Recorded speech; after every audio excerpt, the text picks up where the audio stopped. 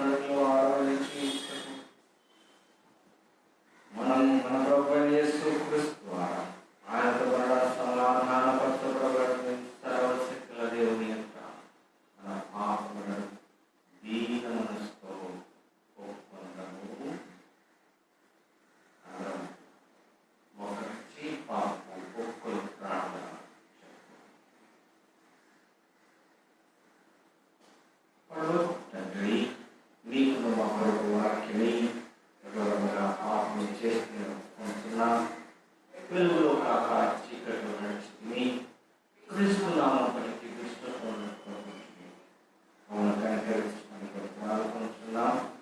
యేసు క్రీస్తు నిమిత్తము మా పాపములన్నిటినీ నీ పరిశుద్ధాత్మ చేత శుద్ధీకరించు, మన సాక్షికి జీవించు. నీ పరిశుద్ధ నామమును మహిమ కలుగునట్లు మేము ఇతరులను హృదయపూర్వకముగా క్షమించి కొత్తనమై నీవు సేవించటకు శక్తిని అనుగ్రహించు. ఆమేన్. యేసు క్రీస్తు ద్వారా తన ఎంత నిజముగా మన వారికి దేవుని అనుగ్రహించు కృపావాక్యములను ప్రయాసపడి భారం మోసుకుంటున్న సమస్తమైన జనుల నా యొద్దకు రండి, నేను మీకు విశ్రాంతి కలుగజేస్తున్నాను.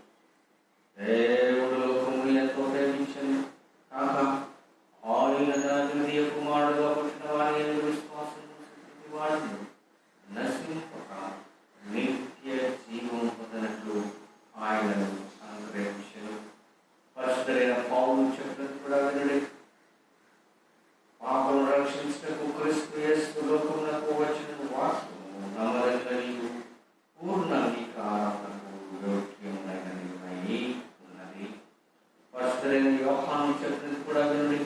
ఎవడైనా పాపము చేసినట్లా నీతిమంతుడైన యేసు క్రీస్తు ఉత్తరవాది తండ్రి ఉన్నాడు. ఆయన మన పాపములకు శాంతికరమై ఉన్నాడు. మన పరలోక తండ్రి అయిన సర్వశక్తుల దేవుడు తన సహోదరులను క్షమించి మనస్ఫూర్తిన పశ్చాత్తాపంతో నిజమైన విశ్వాసంతో తన వైఖరులకు మన వారికి అందరికీ పాపములు క్షమించిన గొప్ప కనికరములను ఆచరించున్నాడు. ఆయన మన ప్రభువైన యేసు క్రీస్తు మనల్ని కనికరించి మన పాపములన్నిటినీ క్షమించి వాటి నుండి మమ్మను విడుదల చేసి సమస్త సద్గుణములను స్థిరపరచి బలపరచి నిత్య జీవములకు తీసుకుని వెలుగును కాక. ఆమేన్. దేవునికి స్తోత్రము కలుగును. దయచేసి కూర్చుని ప్రశ్న గ్రంథం నుంచి మొదటి పాఠము చదివిస్తాను. ఏర్పాటు చేయబడినటువంటి మొదటి పాఠము ప్రవక్త యెషయా గ్రంథము, ప్రవక్త యెషయా గ్రంథము 41వ అధ్యాయము 8 నుంచి 13 వచనాలు. Isaiah chapter 41 8 to 13.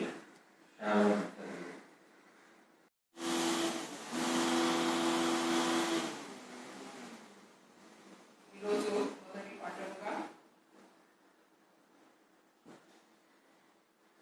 యెషయా గ్రంథము 41వ అధ్యాయము 8 నుంచి 13 వచనములు దేవుని వాక్యము మనం చదువుకుందాము. యెషయా గ్రంథము 41వ అధ్యాయము 8 నుంచి 13 వచనములు. నా సేవకుడు అయిన ఇశ్రాయేలా, నేను ఏర్పరచుకొనిన యాకోబా, నా స్నేహితుడైన అబ్రహాము సంతానమా, బుద్ధిగంధముల నుండి నేను పట్టుకొని దాని కొనల నుండి పిలుచుకొని నవాడా, నీవు నా దాసుడవనియు నేను నిన్ను ఉపేక్షింపక ఏర్పరచుకొంటిననియు నేను నీతో చెప్పి ఉన్నాను. నీకు తోడై ఉన్నాను, భయపడకుము, నేను నీ దేవుడనై ఉన్నాను. దిగులు పడకుము, నేను నిన్ను బలపరుతును. నీకు సహాయము చేయువాడను నేనే. నీతియును నా దక్షిణ హస్తముతో నిన్ను ఆదుకొందును. నీ మీద కోపపడి నా వారందరూ సిగ్గుపడి నిస్సహాయమేదెదరు. నీతో వాదించువాడు మాయమై నశించిపోదురు. నీతో కలహించు వారిని నీవు వెతుకుదువు, కానీ వారిని కనుగొనలేకపోదువు. నీతో యుద్ధము చేయువారు మాయమై పోదురు. అవాక్కులై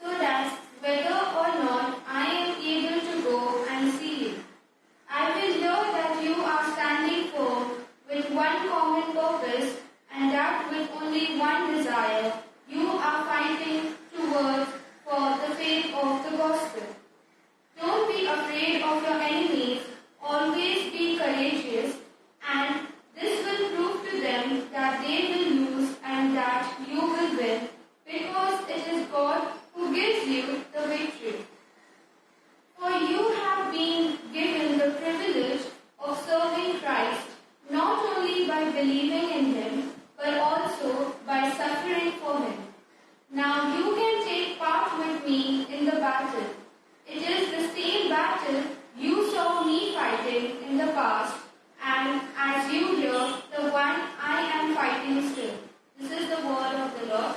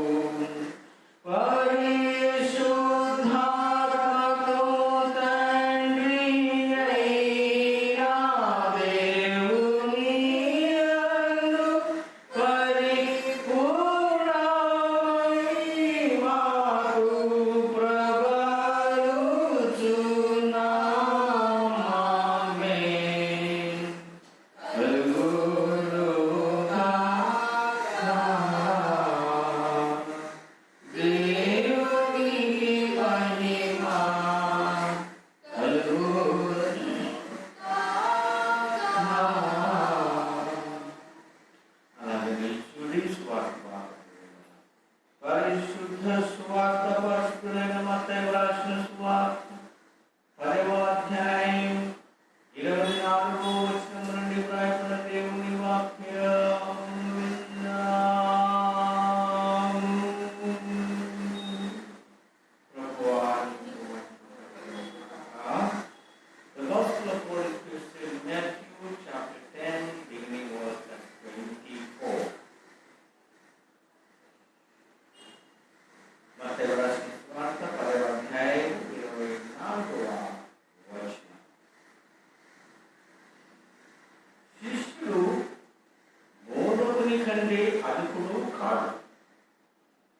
దాసుడు యజమానుని కంటే అధికుడు కాడు.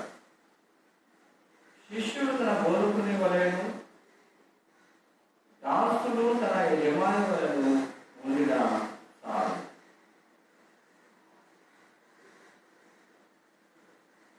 ఇంటి యజమానునికి దయచేకూరని వారు పేరు పెట్టి ఉండిన ఎడల ఆయన వారి ఇంటి వారికి మరి నిశ్చయముగా ఆ పేరు పెట్టుడు కదా.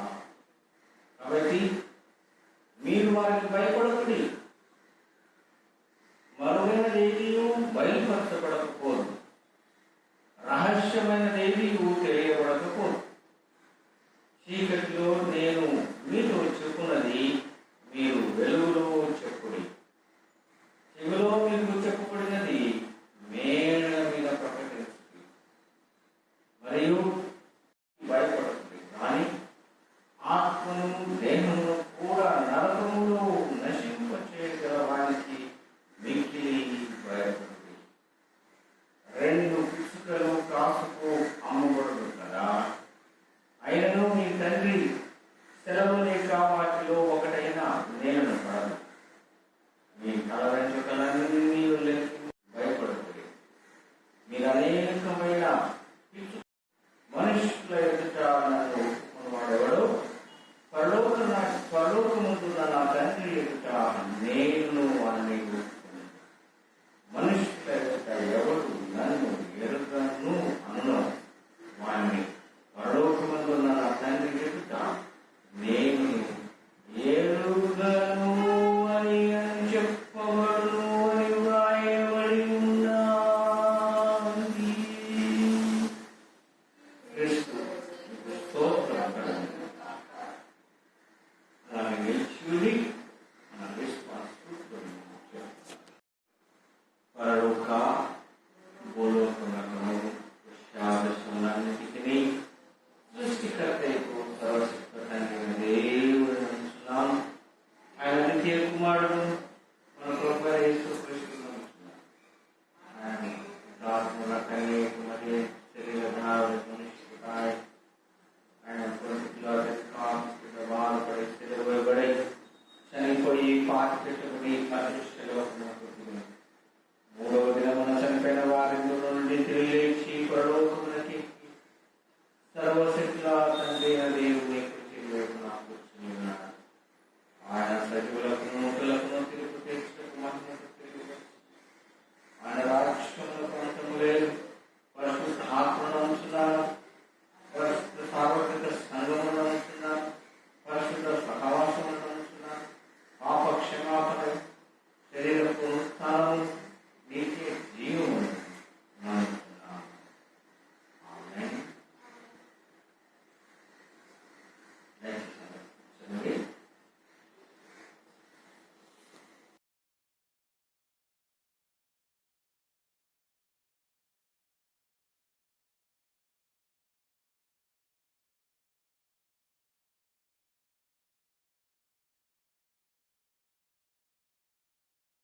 ప్రేమ నమ్మకం కలిగినటువంటి మా పరలోకపు తండ్రి, ఈ పరిశుద్ధ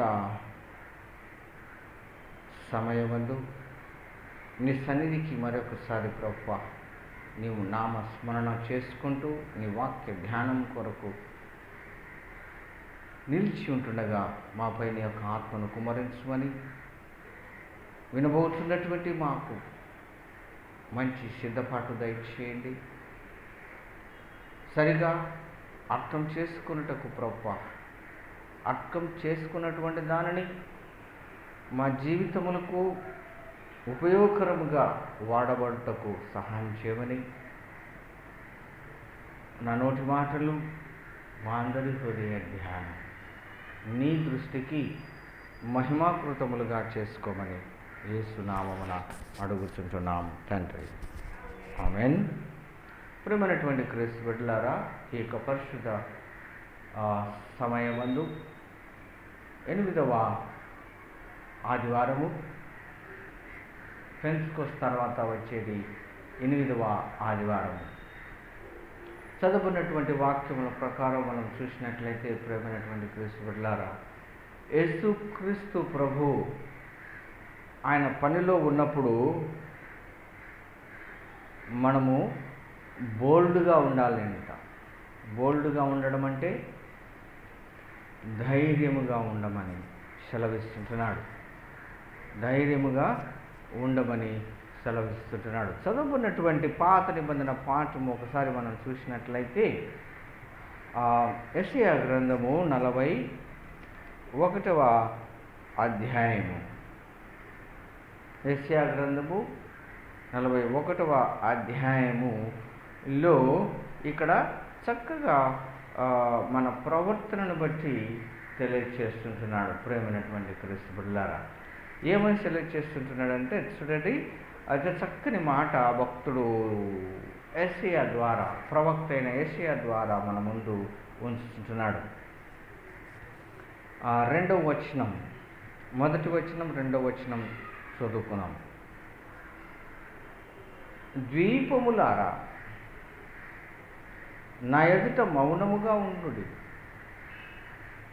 జనులారా నూతన బలము పొందుడి, వారు నా సన్నిధికి వచ్చి మాట్లాడవలెను, వ్యాజ్యము తీర్చుకొనుటకు మనము కూడుకొందుము రండి. తన ప్రవర్తన అంతటిలో నీతిని జరిగించు వారిని తూర్పు నుండి రేపి పిలిచిన వాడేవాడు. ఆయన అతనికి జనులను అప్పగించుతున్నాడు, రాజులను లోబరుస్తున్నాడు. ధూళి వలె వారిని ఆయన అతని ఖడ్గమునకు అప్పగిస్తున్నాడు. ఎగిరిపోవు పొట్టు వలె అతని వింటికి వారిని అప్పగిస్తున్నాడు. అనగా దేవుని వాక్యము ఖడ్గం కంటే, బలమైనటువంటి గాలి కంటే, మరి ఇతర లోక సంబంధమైనటువంటి ఏ శక్తి గల ఆయుధము కంటే కూడా బలమైనటువంటిది. ఆయన సన్నిధిలో మనం నిలిచి ఉన్నప్పుడు ఆయనకు మాత్రమే మనము భయపడి, ఆయనకు మాత్రమే మనము తల వంగి, ఆయనకు మాత్రమే మనము సమర్పించుకొని మన ఇహలోక జీవితాన్ని కొనసాగించాలి అని ఇక్కడ భక్తుడు ప్రవక్త అయినటువంటి యెషయా ద్వారా మనకు తెలియజేస్తుంటున్నాడు. నా ప్రియమైనటువంటి సంగమా, యేసుక్రీస్తు ఏమంటున్నాడంటే, Jesus teachers us to be bold in God's service. దేవుని పనిలో నువ్వు ఉన్నప్పుడు బోల్డ్గా ఉండడం అంటే నీకు ఇష్టం వచ్చినట్టు నువ్వు మాట్లాడడం అని కాదు దాని అర్థం. బోల్డ్గా ఉండడం అంటే జాగ్రత్త కలిగి చెప్పవలసినటువంటి హెచ్చరికలు ధైర్యంగా చెప్పాలి అని. ఎవరిని కరెక్షన్ చేయాలనో వారిని కరెక్షన్ చేయాలి, ఎవరిని ప్రేమించాలో వారిని ప్రేమించాలి, ఎవరితో మర్యాదపూర్వకముగా నువ్వు మాట్లాడాలో వారితో మర్యాదపూర్వకంగా మాట్లాడాలి. అనగా సమ్ డిసిప్లిన్ కలిగి ఉన్న. బోల్డ్గా ఉండడం అంటే నీకు ఇష్టం వచ్చినట్టు నువ్వు చేయబడమే కాదు దాని అర్థం. మనం అదిగా ఒక్కొక్కసారి మనకు కంఫర్ట్గా ఉన్నటువంటి అర్థాన్ని తీసుకుంటూ ఉంటాం. It's not a meaning for whatever the comfortable meaning you face that you are taking sometimes. No, not my dear friends. ఇక్కడ చక్కని మాట భక్తుడు ఇక్కడ థీమ్ ఏమిటంటే, బోల్డ్గా ఉండడం అంటే దేవుని పనిలో నువ్వు ఎంతవరకు నమ్మకంగా ఉన్నావని అర్థం. అంతే, దాన్ని నువ్వు వేరే అర్థం చేసుకోవాల్సినటువంటి అవసరం లేదు. నమ్మకమైనటువంటి మంచి దాసుడా. ఆ భక్తుడు దేశాంతరం పోతూ తన ప్రాపర్టీని, తన ఉన్నటువంటి ఆ యొక్క ధనాన్ని 3 దాసులకు ఇచ్చిపోతాడు. అదొక స్టోరీ మనకు బాగా తెలుసు. తిరిగి వచ్చిన తర్వాత లెక్క అడిగినప్పుడు ఆయన 3 దగ్గర లెక్కలు చూసుకున్నప్పుడు వారిలో ఇద్దరికి బలా నమ్మకమైనటువంటి మంచి దాసుడా, మీరు కొంచెములో ఈ కొంచెములో నమ్మకముగా పనిచేశారు, నేను అనేకమైనటువంటి దానికి అధిపతిగా నేను పెడుతున్నానని చెప్పేసి అతని మంచి ఆశీర్వాదం అనుగ్రహించి పంపిస్తాడు. మనం కూడా ఆ విధమైనటువంటి నమ్మకాన్ని కలిగి ఉండాలి ఆయన సహవాసంలో. అది అన్నమాట బోల్డ్గా ఉండడం అంటే నమ్మకం కలిగి జీవించటం అని మనం తెలుసుకోవాలి. ఇక్కడ ఫిలిప్పీ పత్రికలో ఏమి రాసుకుంటున్నాడంటే, ఫిలిప్పీ పత్రిక ఎన్నో వచనం చదివాం మనం. ఫిలిప్పియన్స్ చాప్టర్ 1 27-30 ఆ 3 వచనాలలో ఏమని రాస్తుంటాడంటే, నేను వచ్చి మిమ్మును చూచినను రాకపోయినను మీరు ఏ విషయమును ఎదిరించు వారికి బెదరక అందరూ ఒక్క భావముతో సువార్త విశ్వాస పక్షమున పోరాడుతూ. సువార్త విశ్వాస పక్షం. సువార్త ఏం నేర్పిస్తుంది? Good news of Jesus Christ. What is teaching? Honour your God and obey the word of God. దేవుని గణపరచాలి, ఆయన వాక్యానికి నమ్మకం చూపించాలి. If you love me you obey my command. యోహాను సువార్తలో 14వ అధ్యాయములో రాస్తాడు, ఇఫ్ యు లవ్ మీ, మనం అంటూ ఉంటాం, I love you dad, I love you mom, I love you my dear sister, mother, brother. పేరుకు మాత్రమే, పెదవులతోనే చెప్తూ ఉంటాం, మనస్సులో మాత్రం ఏది ఉండదు, శూన్యం, జీరో. అలా కాదు. ఇక్కడ ఏమంటున్నాడంటే, if you love me you obey my commands. యేసుక్రీస్తు ప్రభు క్లియర్గా చెప్తుంటున్నాడు, చెప్పిన మాటకు కట్టుబడాలి. అందుకనే యాకోబు పత్రికలో 2వ అధ్యాయములో 11-12 James, book of James, letter of James chapter 2లో చక్కగా వ్రాస్తున్నాడు. మొదటి 12 వచనాల్లో ఏం రాస్తున్నాడంటే, క్రియలు లేని there is no actions, you have only faith, no use. క్రియలు లేని విశ్వాసము lifeless. If there is no actions in your faith, that faith never worked. అందుకని అక్కడ భక్తుడు చక్కగా అంటున్నాడు, ఏమంటున్నాడంటే, క్రియలతో పాటు విశ్వాసం. ఇక్కడ అదే అంటున్నాడు, సువార్త విశ్వాస పక్షమున పోరాడువాడు. ఫిలిప్పీ పత్రిక ఇప్పుడు చదువుతున్నటువంటి సువార్త భాగంలో 27వ వచనంలో 28వ వచనం ఏమంటున్నాడంటే, ఒక్క భావముతో సువార్త విశ్వాస పక్షమున పోరాడుచు ఏక మనస్సు గలవారై, ఏక మనస్సు, oneness. Chapter 8, chapter 28, chapter 1 verse 28, gospel of faith. Gospel of faith లో నువ్వు ఎలా ఉండాలంటే వన్నెస్గా ఉండాలి, ఏకీభవించాలి, ఏక మనస్సు కలిగి ఉండాలి. దేవుని సన్నిధిలో మనం ఒక గ్రూప్గా కూర్చుంటూ ఉంటాం, అప్పుడప్పుడు గ్రూప్ ప్రేయర్ చేసుకుంటూ ఉంటాం, బైబిల్ స్టడీ చేసుకుంటూ ఉంటారు.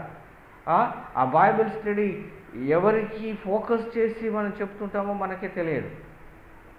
బైబిల్ స్టడీలో చేసినటువంటిది ఆ ప్రతిజ్ఞలు, బైబిల్ స్టడీలో మనం ధ్యానించినటువంటి ధ్యానాంశములన్నిటిని కూడా మర్చిపోతూ ఉంటాం. చెప్పే వరకే మనము పరిమితమైపోతాం. దాన్ని పాటించడానికి మన దగ్గర సమయం ఉండదు. నా ప్రియమైనటువంటి క్రీస్తు సంగమా, ఏమన్న బిడ్డలారా అని సంఘస్థులారా, ఇక్కడ మనం నేర్చుకోవాల్సినటువంటి విషయం ఏమిటంటే, క్రీస్తు పనిలో మనం ఉన్నాము అంటే, క్రీస్తు సహవాసంలో మనం ఉన్నాము అంటే, యేసు క్రీస్తు ప్రభువు మనకు ఏమి నేర్పిస్తుంటున్నాడు అనేది మనం గుర్తుంచుకోవాలి. యేసు క్రీస్తు ప్రభు మనకు ఏం నేర్పిస్తుంటున్నాడు? నీ విశ్వాసములో నీవు బలంగా ఉండు, ప్రార్థన యందు నిలకడగా ఉండు, ప్రార్థన యందు నిలకడగా ఉండు. ఇదే ఫిలిప్పీ పత్రికలో మనం 4వ అధ్యాయంలో చూసినట్లయితే అక్కడ ఏమంటున్నాడంటే, 4వ అధ్యాయం 4వ వచనం. Philippi chapter 4 verse 4. Rejoice in the lord always. ఎల్లప్పుడూ ప్రభువునందు ఆనందించుడి. మరలా చెప్పుదును, ఆనందించుడి. మీ సహనమును సకల జనులకు తెలియని ప్రభు సహవాసములో, ప్రభు కృపలో, ప్రార్థనా పరులుగా క్రైస్తవ కుటుంబములో ఉన్నప్పుడు నీకు సహనం అవసరం. ఏమవసరం? ఇతరులు చెప్పేది వినాలి, నువ్వు చెప్పేది వినాలని నువ్వు అనుకోకూడదు. ఇతరులు చెప్పేది మొదట వినాలి. ఇప్పుడున్నటువంటి అధికారంలో ఉన్నటువంటి వెరీ సాడ్ టు సే, అధికారంలో ఉన్నటువంటి ప్రతి ఒక్కరికి కూడా అలవాటు అయిపోయింది వాళ్ళు చెప్పినదే వినాలని. సామాన్య ప్రజలు చెప్పేది అసలు పట్టించుకోరు, దగ్గరికి కూడా రానియరు. వాళ్ళ కొరకు అనేకమైనటువంటి లాస్, అనేకమైన రిస్ట్రిక్షన్స్. మరి అధికారులకు నో రెస్ట్రిక్షన్స్. కరోనా సమస్యలు ఉన్నప్పటికీ కూడా అధికారంలో ఉన్నటువంటి గవర్నమెంట్ అధికారులు ఎక్కడెక్కడో తిరుగుతుంటున్నారు, ప్లేన్లలో తిరుగుతుంటున్నారు, కంట్రీ వదిలేసిపోతున్నారు. కానీ వారు ఇచ్చేటటువంటి రూల్స్ మాత్రం మనం పాటించాలి. అది పరిస్థితిలో, ఇలాంటి పరిస్థితిలో మనం ఉంటున్నాం. అది వారు లెక్క చెప్తారండి. దాని గురించి మనం ఆలోచించాల్సినటువంటి అవసరం లేదు. ఇక్కడ దేవుని వాక్యము ఏమంటుంది అంటే, ఇంకొక మాట ఫిలిప్పీ పత్రికలో ఏమంటున్నాడంటే, ఈ 30వ వచనం 30 verse 30, క్రీస్తునందు విశ్వాసముంచుట మాత్రమే కాక ఆయన పక్షమున శ్రమపడుటయు ఆయన పక్షమున మీకు అనుగ్రహింపబడెను. ఆయన పని కొరకు మనం శ్రమ పడాలి. మనం ఏం శ్రమ పడుతుంటున్నాం? లాక్డౌన్ అని చెప్పేసి ఇంట్లో కూర్చున్నాం. ఆయన పనిని ఎప్పుడైనా మనం గుర్తించామా? సంఘం లాక్డౌన్ అయిన తర్వాత కూడా అనేకమైనటువంటి ఇన్స్టిట్యూషన్స్ ఆన్లైన్ ప్రేయర్లు నడిపిస్తుంటున్నాయి. మనమేం చేస్తుంటున్నాం? సైలెంట్గా ఇంట్లో కూర్చున్నాం. ఇంట్లో ఉండేనా నువ్వు ప్రార్థన చేస్తుంటున్నావా? ఇంట్లో ఉండైనా దేవుని గురించి ఆరాధిస్తుంటున్నా, దేవుని గురించి ఆలోచిస్తుంటున్నావా? మన సంఘం ఎలా ఉంది, సంఘంలో ఉన్నటువంటి వారు ఎలా ఉన్నారు అని ఎవరినైనా నువ్వు సంప్రదించావా?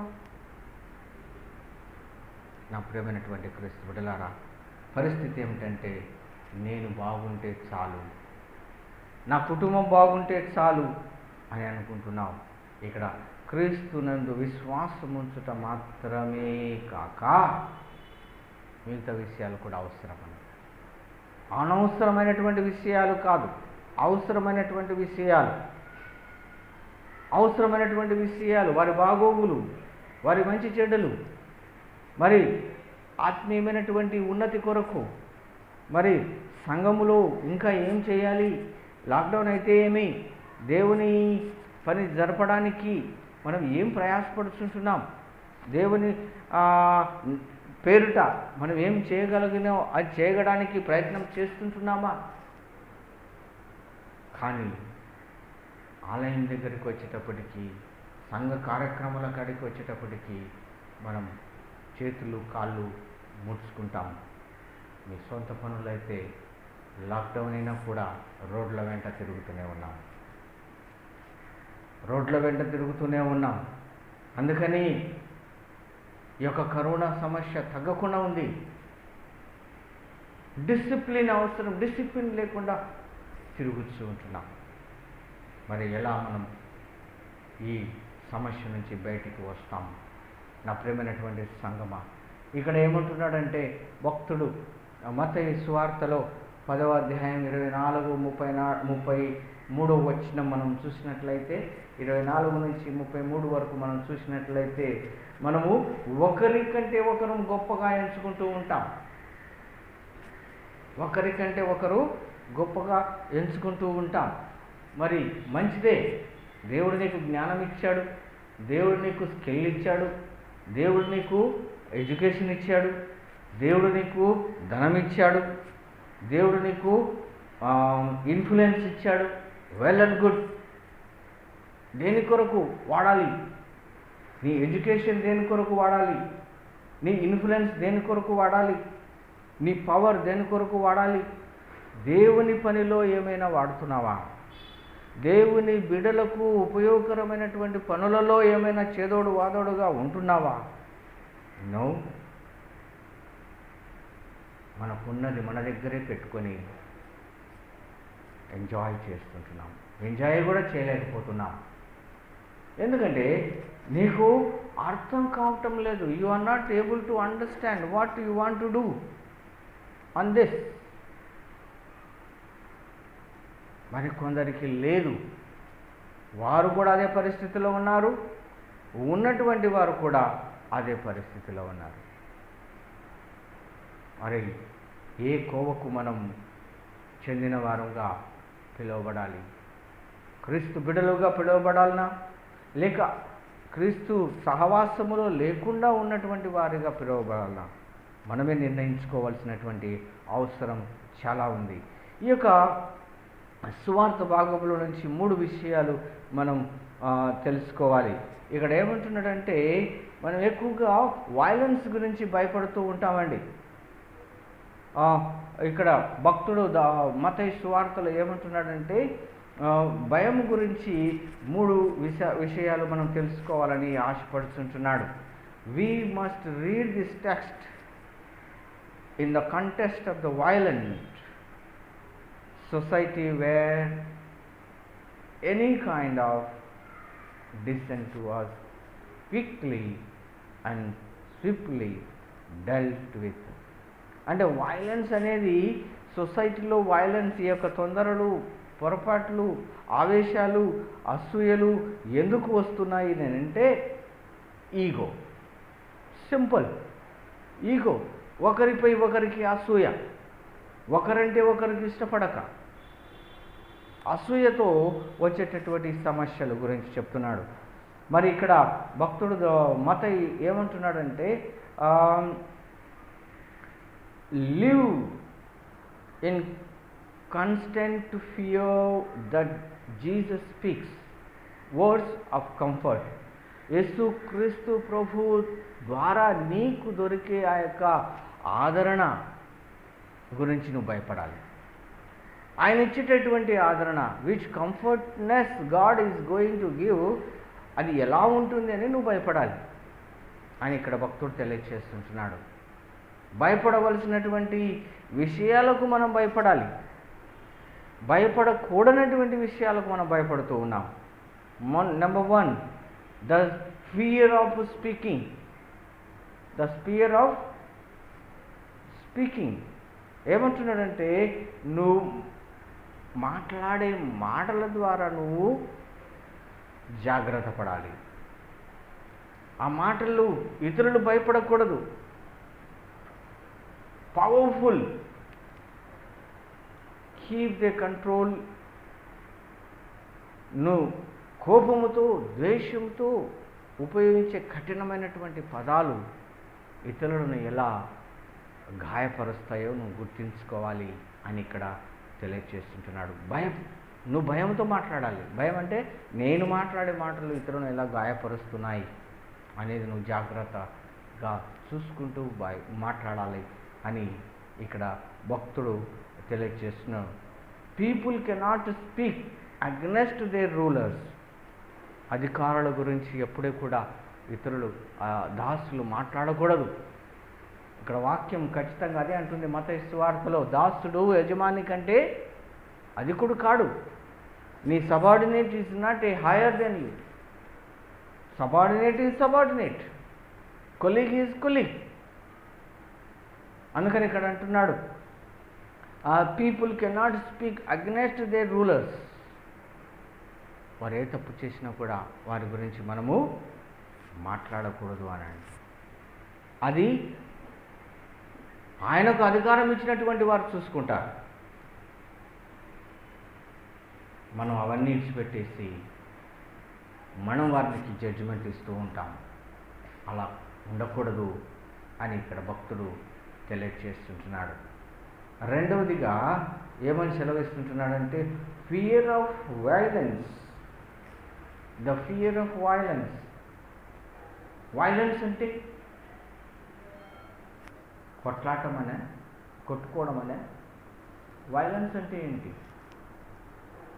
Simple understanding, it is a disturbance. Violence means the simple understanding, it is a disturbance, irritation. Another way, why you are irritating yourself, why you are irritating others. Violence, ఈ violence కూడా one of the reasons that the people are scared to speak. నువ్వు ఏం మాట్లాడితే ఏ భయం వస్తుందో, ఏ విధంగా reaction అవుతుందో తెలియదు అని కొందరు మాట్లాడకుండా ఉంటారు. నా ప్రియమైనటువంటి క్రీస్తు బిడ్డలారా, భయం అనేటటువంటిది మనల్ని కృంగదీస్తుంది. భయం ఈ లోకానికి సంబంధించినటువంటిది, దేవునికి సంబంధించినటువంటిది కాదు. వాక్యం ఏం చెప్తుందంటే the fear of the lord beginning of the wisdom అని ఒకసాట, నాలెడ్జ్ అని ఇంకొక సాట, స్పిరిచువల్ రెస్టరేషన్ అని ఇంకొక స్థలంలో వ్రాయబడింది. నువ్వు దేవుని ఎడల భయం కలిగి ఉంటే నీకు జ్ఞానం వస్తుంది, వివేకం వస్తుంది, స్పిరిచువల్ జీవనలు కూడా, ఆత్మీయమైనటువంటి దీవెనలు కూడా నీకు లభిస్తాయంట. సామెతల గ్రంథము 9వ అధ్యాయములో 10వ వచనములో, Proverbs chapter 9 verse 10, మీకు సమయం ఉన్నప్పుడు చదవండి. Proverbs chapter 9 verse 10 చదివితే ఆ మాట మీకు తెలియబడుతుంది. అంటే ద ఫియర్ ఆఫ్ వైలెన్స్, ఆ వైలెన్స్ ద్వారాను చాలా మాట్లాడడానికి, ఎక్కడ మాట్లాడాలో అక్కడ మాట్లాడలేకపోతున్నావు. దేవుని సంఘములో, దేవుని సహవాసములో ఎప్పుడు నువ్వు మాట్లాడాలి? ఏదైనా డెవలప్మెంట్ కొరకు మాట్లాడాలనుకుంటే well and good, you are welcome. But unwanted things మాట్లాడాలనుకుంటే it's not proper place to speak up. It's not a proper place to make violence in the presence of God. దేవుని పని కొరకు నువ్వు మాట్లాడాలనుకుంటే వెల్కమ్ అని ఇక్కడ భక్తుడు తెలియజేస్తుంటున్నాడు. సంఘ అభివృద్ధి కొరకు, ఇంప్లిమెంట్ చేయడానికి కొరకు నువ్వు మాట్లాడాలనుకుంటే మనసు విప్పి హృదయపూర్వకముగా కేకలు వేయకుండా ప్రశాంతముగా ఎక్స్ప్లెయిన్ చేయడానికి ద డోర్స్ ఆర్ ఓపెన్ అని ఇక్కడ భక్తుడు తెలియజేస్తుంటున్నాడు. ఇంకా మూడవదిగా ఏమని తెలియజేస్తుంటున్నాడంటే, ప్రేమైనటువంటి క్రీస్తు బిడ్డలారా, the fear of loneliness. The fear of loneliness. కొన్నిసార్లు యేసుక్రీస్తు ప్రభు శిష్యులకు తెలియజేస్తూ ఉంటాడు, they should never fear that they are alone in struggle. వారు ఒంటరిగా వెళ్ళి ఏ విధమైనటువంటి అపాయములో పడకుండా, భయపడకుండా ఉండాలని ఆయన వారి గురించి ప్రార్థన చేస్తుంటాడు. అందుకని ప్రభు వారికి ఇచ్చినటువంటి ఇన్స్ట్రక్షన్స్ ఏంటంటే, ఇద్దరిద్దరుగా వెళ్ళండి. మీరు గమనించిన లేదు, వాక్యం చక్కగా అర్థం చేసుకోవాలి. వారిని వెళ్ళి భూ దిగంతాలకు వెళ్ళి స్వార్థ ప్రకటించుకున్నప్పుడు వారిని ఇద్దరిద్దరిగా పంపించాడు. ఒకరికి తోడు ఇంకొకరు ఉంటారు. ఎక్కడ ఇద్దరు ముగ్గురు అని ప్రార్థన చేస్తూ ఉంటాం. నా ప్రియమైనటువంటి క్రీస్తు బిడ్డలారా, అది ఒకరికి ఒకరు సపోర్టుగా ఉండడానికని అక్కడ లోన్లీనెస్ అనేది నీకు రాకుండా ఉండాలని ప్రభు యొక్క ఆశ. నీ జీవితంలో కూడా, నా జీవితంలో కూడా ఈ లోన్లీనెస్ అని నువ్వు ఫీల్ కాకూడదు. ఈ ఒంటరితనంతో నేను బాధపడుతున్నాను అని చాలామంది అంటూ ఉంటారు. You are telling lies if you are saying like this. If you are saying I'm a alone, you are telling life. You never be alone. నువ్వు ఎప్పుడు కూడా ఒంటరి వాడవు కాదు. ఎందుకంటే నువ్వు తండ్రి, కుమారుడు, పరిశుద్ధాత్మని రూపంలో బాప్తిసం తీసుకున్నావు కాబట్టి అప్పటి నుంచి నువ్వు ఆయనతో ఉన్నావు. ఆయన నీతో ఉన్నాడు. నువ్వు ఆయనతో లేవు కానీ ఆయన నీతో ఉన్నాడు. That is the logic. You are chosen by him. నీకు తెలియకుండా తండ్రి, కుమారుడు, పరిశుద్ధాత్మని రూపంలో బాప్తిసం తీసుకున్నా కూడా ఆయనలో నువ్వు అంటుగట్టబడ్డాడు కాబట్టి ఆయన నిన్ను ఎల్లప్పుడూ కాపాడుతూనే ఉంటాడు. You are baptized in the name of the God, the Father, Son and the Holy Spirit. So that is the reason always He will protect you. If you come to know, you don't take the advantage for this. This is my sincere advice. God is with me. I can do anything. No, don't go. Don't cross the borders, limitations. God knows what type of punishment can give. Kabatti, the truth is the God stands with us in our struggle. నిజమైనటువంటి దేవుని యొక్క బలం నీకు సపోర్టుగా ఉంటుంది. ఎప్పుడు నువ్వు దేవుని పనిలో నిమగ్నమై ఉంటావో, ఎప్పుడు దేవుని సహవాసంలో నిమగ్నమై ఉంటావో అప్పుడు నిజమైనటువంటి దేవుడు, ఆ దేవుడు మీకు ఆ యొక్క స్టామినా అంటే శక్తినిచ్చి తన మార్గములు ముందుకు నడిపించడానికి ఎల్లప్పుడూ మీతో ఉండి నడవడానికి ఆయన సిద్ధంగా ఉన్నాడు. కాబట్టి నా ప్రియమైనటువంటి సంగమా, నా ప్రియమైనటువంటి క్రీస్తు బిడ్డలారా, మనం భయపడవలసినటువంటి విషయం ఏ విషయానికి కూడా మనం భయపడకూడదు అని ప్రభు ఇక్కడ హెచ్చరిస్తుంటాడు. ఏమని మనకు నేర్పిస్తున్నాడంటే, Jesus teachers us to be bold in God's service. ప్రభువు పనిలో నువ్వు ఉన్నావు అని అంటే దేని విషయానికి కూడా నువ్వు భయపడవలసినటువంటి అవసరం లేదు. సత్యాన్ని, నేనే మార్గము, సత్యము, జీవం అని అంటున్నాడు. కాబట్టి ఆ మార్గాన్ని, ఆ సత్యాన్ని, ఆ జీవాన్ని నువ్వు ప్రకటించడానికి ధైర్యముగా, నమ్మకమైనటువంటి మంచి బిడ్డగా ముందుకు వెళ్ళాలని ప్రభు ఆశపడుతున్నాడు. దేవుడు తన కృప మనకందరికీ దయచేయమని ప్రభువును ప్రార్థించుకున్నాం. తండ్రి, కుమారుడు, పరిశుద్ధ ప్రార్థించము. ఓ దేవా, అన్ని వరములకు గాక నీ జనుల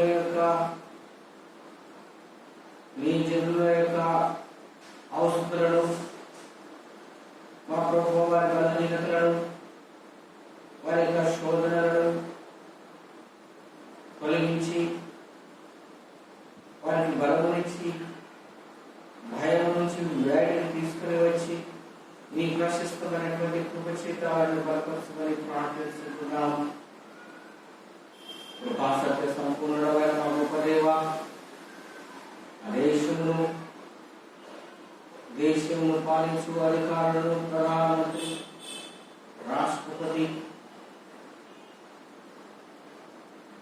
వారి కింద అధికారులు ఉన్నటువంటి వారు,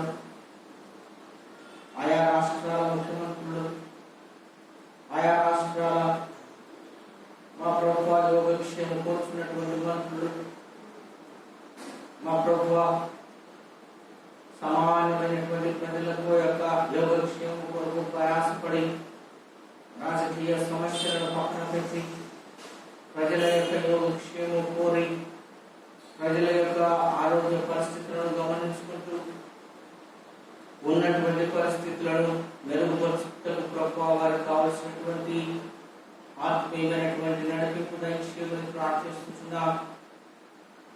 పరలోకపు తండ్రి, శ్రమలో ఉన్నటువంటి వారికి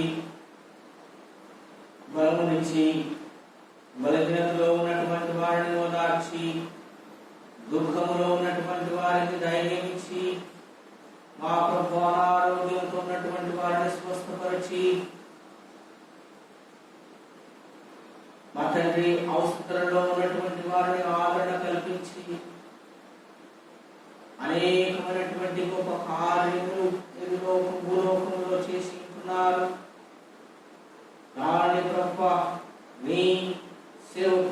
ఉన్నటువంటి నీ సేవలో ఉన్నటువంటి వారు, నీ యందు భయభక్తి కలిగినటువంటి వారు ఆ కార్యక్రమాలను కొనసాగించటకు కావలసినటువంటి ఆత్మీయమైనటువంటి నడిపింపుతో పాటు సామాజిక మానవత్వము కలిగి ప్రభువా సమాజంలో అవసరంలో ఉన్నటువంటి వారిని ఆదరించటకు కావలసినటువంటి మంచి ఇంగిత జ్ఞానం దయచేయమని ప్రార్థిస్తున్నాము.